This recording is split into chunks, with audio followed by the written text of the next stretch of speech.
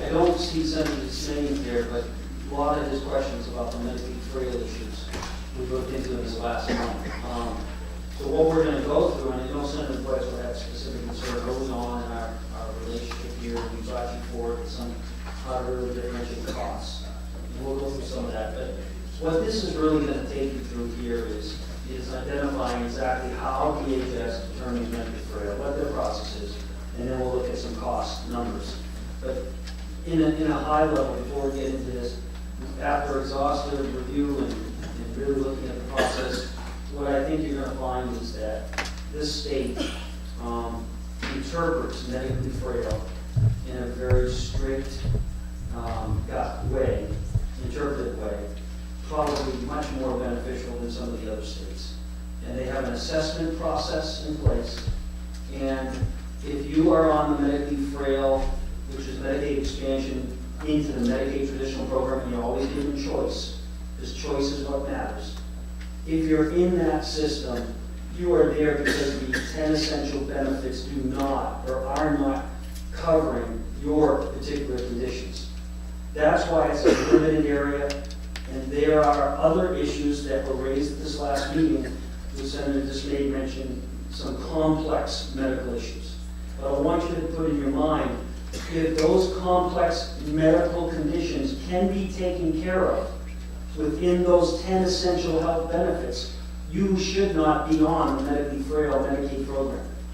That's the way the federal government has designated this, but they've left it open for states to really take complex cases and even move them into the frail category if you wanted to. Your state has been very strict in its practice and its guidelines, and what it does is determine its assessment. So think of skilled nursing, long-term care, behavioral health. You'll see some of the stuff that we're going to report to of costs that are associated with care. And it could be, you could have a $1 million hemophilia case that I know one of the carriers is very concerned about and wants that to go back on the traditional Medicaid program as a medically frail case. But if that case can be handled within the 10 essential benefits, it is not supposed to be in the medically frail category under the expansion laws. So that's important to know. So if you look at this slide, some services covered by Medicaid are not part of the essential benefits. And we're going to talk about that today. And it's really a much smaller, compact set of services than it is covered by private option. Is the medically frail only a factor for states to expand it? No, medically frail has been in its federal law for a long time. So what is it used for outside of whether or not they are eligible for traditional Medicaid or not? Go ahead, Sheila. Sheila. Well, it gets them long-term care services and some things. People who are eligible for traditional Medicaid? Okay. And so what you're looking at here is a population that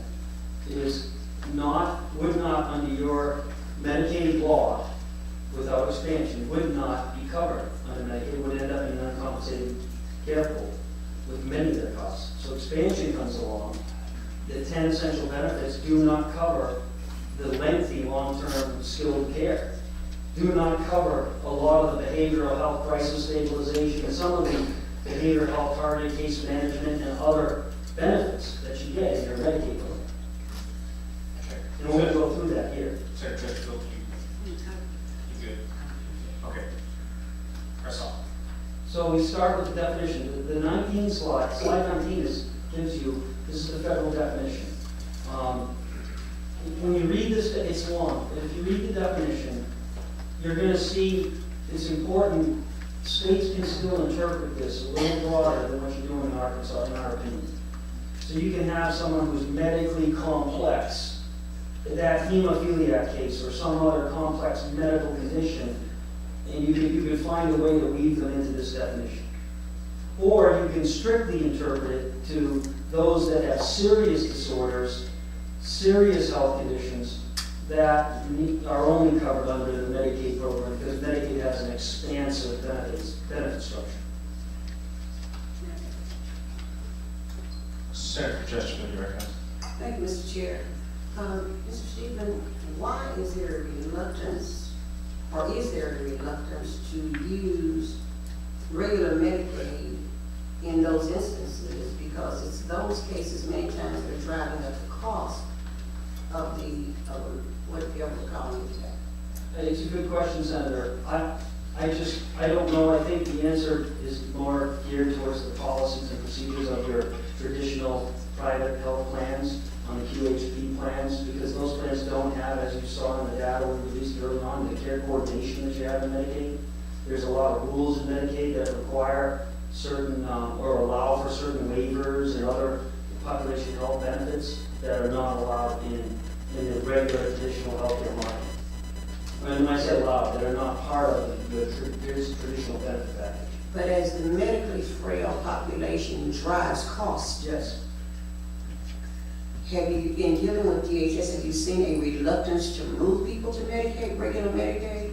Because I know there's some folks on this panel who did not want anything except Medicaid instead of the private option being used. Right. They just wanted direct payments, period, from Medicaid. So I'm trying to find out, how is it then that these folks who have these debilitating conditions in many cases are not just automatically put there Into Medicaid. into Medicaid? Well, Is there anything that precludes it from happening? I know that, you know, we have put strict things in place, that only these 10 things will be, you know, da-da-da-da-da, but I just need to know. To me, economically, it doesn't make sense, well, but help me understand. Well, this goes back to the question that was asked earlier about costs, and then Senator Raker looking at the rate increases and all.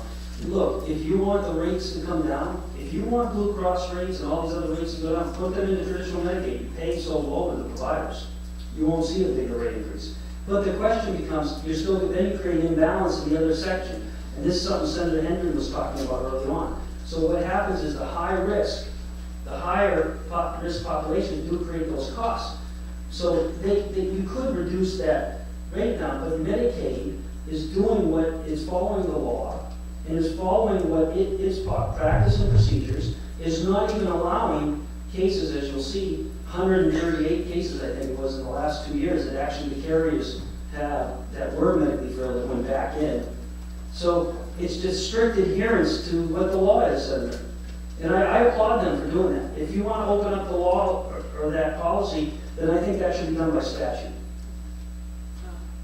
Does that help? That helps. So again, you'll see the lower numbers. So let's look at the process. The beneficiaries, We just can't go willy-nilly between them all. I mean, I think it's a good thing that they're complying with, so that you're not seeing willy-nilly process implementation. And you don't want that in this category. I mean, the carriers aren't happy, because they're pushing back to the carriers saying, that case isn't coming back onto Medicaid. You signed up for this, and you're gonna handle that case. And I applaud them for doing that. If you wanna open it up by law, then you can do that. The beneficiaries who are eligible for Medicaid as part of the expansion population but are deemed medically frail are enrolled in traditional fee-for-service Medicaid. So the federal government is still paying for this under those expansion dollars at that rate, higher rate. The main interest is to determine whether there are any services that might need but won't be able to get them from the QHP. The definition does not take into account any diagnosis, and there's two ways to get in. You either can go in through the mid-year transition, or there's a medically frail questionnaire. There's actually a third way, but it's very limited, is if there are some areas where the plans feel higher costs, they have a process they can go back to DHS, but again, that's been very limited.